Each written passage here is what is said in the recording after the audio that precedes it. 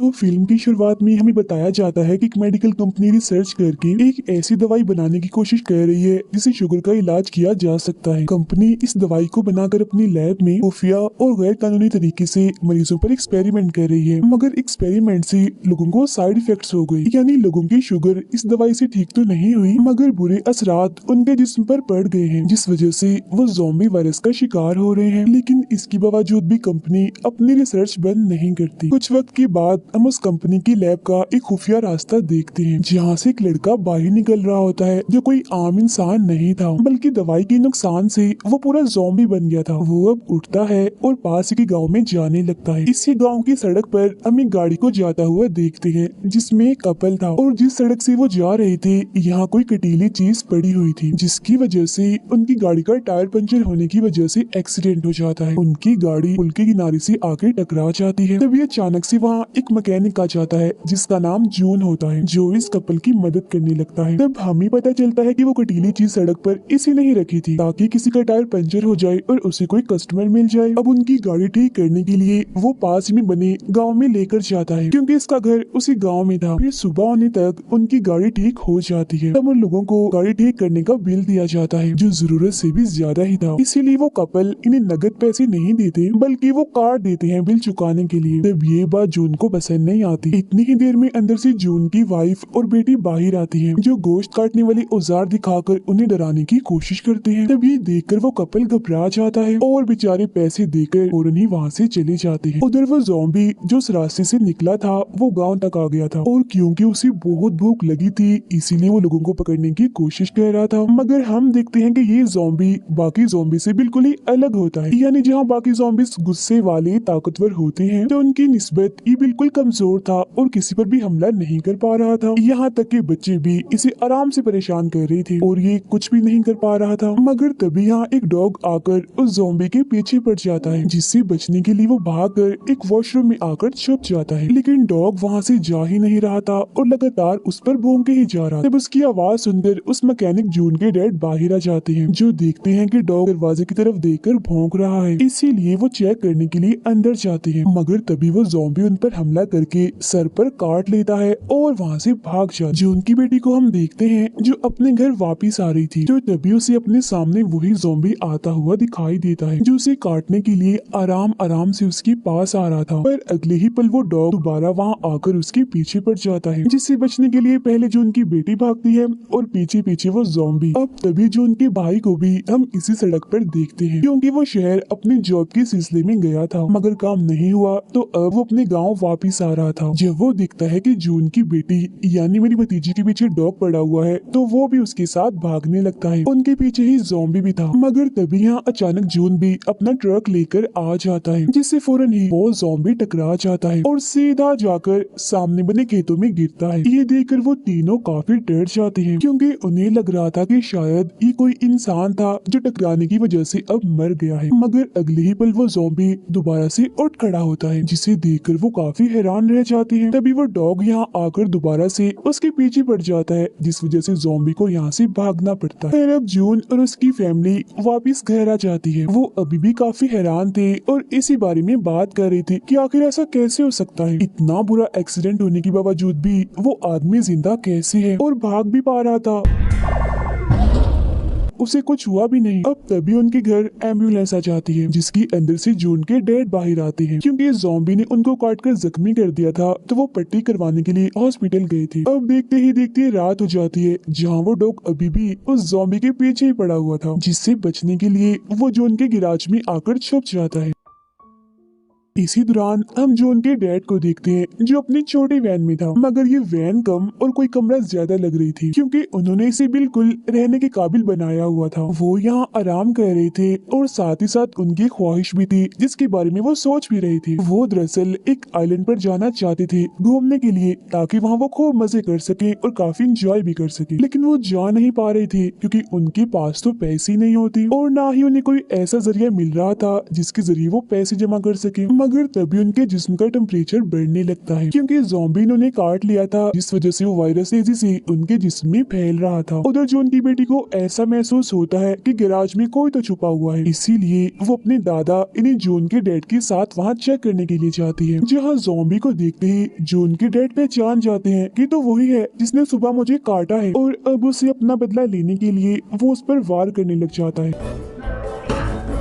तब इसी दौरान जून की बेटी अपनी फैमिली के बाकी लोगों को भी इस बारे में बताती है और अपने साथ गैराज में लेकर आती है। वहाँ आकर जब ये उस ज़ॉम्बी को देखते हैं तो उन्हें लगता है कि किसी ने इसका कत्ल कर दिया है, मतलब कि अब वो मर चुका है। अभी उनका ये सोचना ही था कि तभी अचानक से वो ज़ॉम्बी दोबारा से जिंदा हो जाता है, जिसे देखकर सभी काफी डर जाते हैं और घबराते हुए गैराज से बाहर निकल आते हैं। वो गैराज के सारे दरवाजे बंद करके ज़ॉम्बी को अंदर ही कैद कर देते हैं। वो शीशे के जरिए बड़ी गौर से उस ज़ॉम्बी को देख रही थी, जहाँ तभी अचानक जून का भाई ये कह देता है, अरे ये तो ज़ॉम्बी है, इसीलिए तो ये मर नहीं रहा। जिसके बाद वो सभी को एक मशहूर zombie movie Train to Busan दिखाता है, जो देखने के बाद सबको उसकी बातों पर यकीन आ जाता है। और अब क्योंकि जून के डैड को भी ज़ॉम्बी ने काट लिया था, तो उनके ज़ॉम्बी बनने के डर से जून की वाइफ एक बर्तन से उन्हें मारकर बेहोश कर देती है, जिन्हें बेहोशी की हालत में ले जाकर उस छोटी वैन में बंद कर दिया जाता है। इसी रात जून का भाई ज़ॉम्बीज और उनसे कैसे बचा जाए इस बारे में इंटरनेट पर सर्च करने लगता है, जिसके बाद वो सभी को बताता है कि ज़ॉम्बीज को इंसान का दिमाग खाना काफी पसंद होता है। उसकी बात के दौरान ही उनके डैड भी यहाँ आ जाते हैं, जिन्हें जैसे जून का भाई देखता है फौरन ही उन पर हमला कर देता है, इस सोच में कि काफी देर हो गई है, वो तो अब ज़ॉम्बी बन गए होंगे। मगर जून देखता है कि उसके डैड ज़ॉम्बी नहीं बने, बल्कि वो तो बिल्कुल ठीक हालत में है, जिस वजह से उसे अपने भाई पर बहुत गुस्सा आता है कि उसने बगैर सोचे समझे अपने डैड को पीट दिया।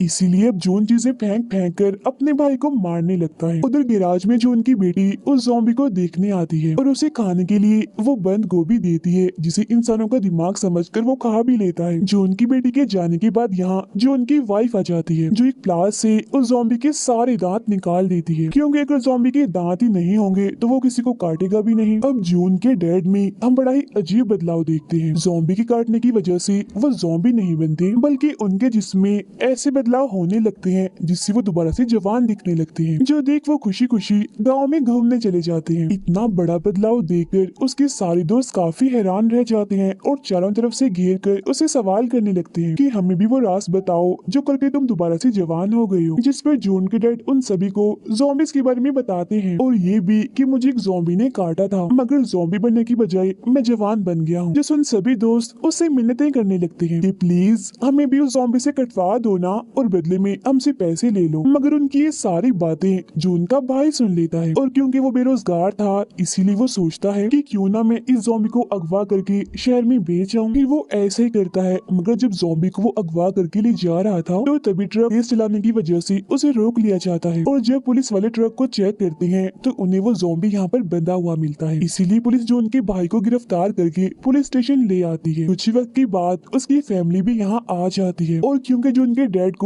पैसों की लालच आ गई थी इसीलिए वो कहते हैं कि ये ज़ॉम्बी मेरा बेटा है। जिसके बाद वो उसे घर ले आते हैं और गैराज में बंद करके रखते हैं, जहाँ जून की बेटी उसे खाने के लिए बंद गोभी देती है। मगर तभी सब लोगों को पता चलता है कि ज़ॉम्बी के सारे दांत गायब हैं, किसी ने बड़ी बेरहमी से उन्हें निकाल लिया है। इसी दौरान यहाँ आसपास के सभी बूढ़े लोग भी आ चुके थे जवान होने की लालच में, मगर ज़ॉम्बी के तो दांत ही नहीं होते, तो ये सब कैसे होता। तो इसी दौरान जून के डैड को एक आइडिया आता है। उनके पास नकली दांत थे जिन्हें लेकर वो ज़ॉम्बी के मुंह में लगा देते हैं और बाद में सभी बूढ़े लोगों को एक एक करके उस ज़ॉम्बी से कटवाते हैं,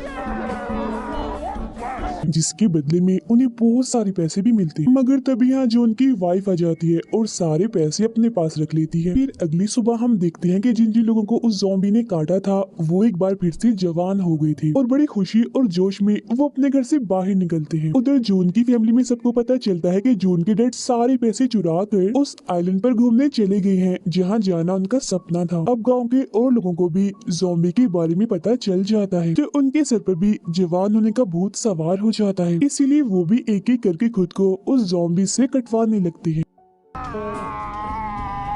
खैर अब काफी वक्त गुजर जाता है जहाँ जून और उसकी फैमिली ने बहुत सारा पैसा कमा लिया होता है उस ज़ॉम्बी के जरिए। मगर जो जून की बेटी होती है उसे सबसे बहुत बुरा लगता है क्योंकि वो उस ज़ॉम्बी को पसंद करने लगी थी और उसे एहसास होता है कि मेरी फैमिली कितनी लालची है, कैसे इस ज़ॉम्बी को इस्तेमाल करके पैसे कमा रही है। इसीलिए एक दिन वो उसे एक जंगल में ले जाती है और कहती है कि तुम्हारी भलाई इसी में है कि तुम इस गाँव से कहीं दूर भाग जाओ। अब हालांकि वो ज़ॉम्बी था मगर फिर भी उसे ऐसा महसूस हो जाता है कि मेरी कितनी फिक्र करती है, मेरा कितना ख्याल कर रही है। इसीलिए वो भी उसे पसंद करने लगता है और कहता है कि मैं यहाँ से नहीं जाऊंगा, मैं तुम्हारी साथ ही रहूंगा क्योंकि तुम्हारा साथ मुझे बहुत अच्छा लगता है। इसके बाद हम एक शादी का सीन देखते हैं जहाँ वो सारे लोग जिन्होंने खुद को ज़ॉम्बी से कटवाया था वो देखते ही देखते ज़ॉम्बी बनने लगते हैं और उस पूरी जगह पर तबाही मचा देते हैं। हर तरफ अफरा तफरी का माहौल बन जाता है क्योंकि ज़ॉम्बी गाँव के सभी इंसानों को काट रहे थे।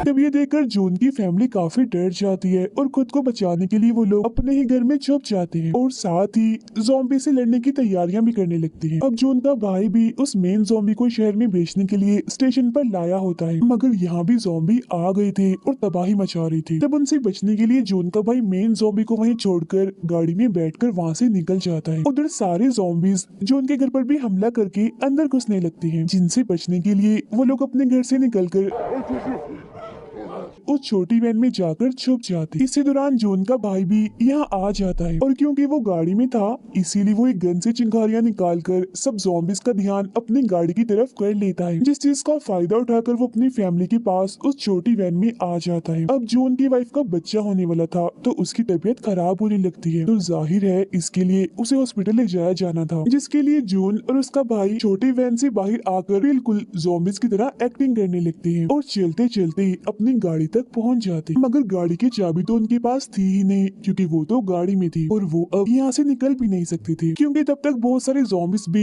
उन्हें चारों तरफ से घेर लेते हैं और हमला करने लगते हैं। तब जून की बेटी उन्हें बचाने तो आती है मगर ज़ॉम्बी उसको देख लेते हैं और हमला करने के लिए आगे बढ़ते हैं। लेकिन तभी वो मेन ज़ॉम्बी जो जून की बेटी को पसंद करता है वो यहाँ आकर उसे बचा लेता है। अब जून की वाइफ का बेबी हो जाता है छोटी वैन में ही और बच्चे के रोने की आवाज सुनकर सभी ज़ॉम्बीज छोटी वैन की तरफ आने लगते हैं, जिसका फायदा उठाकर जून घर के अंदर जाता है गाड़ी की चाबी लेने के लिए। मगर तभी उसे एक ज़ॉम्बी यहाँ पकड़ लेता है और फौरन ही काट लेता है।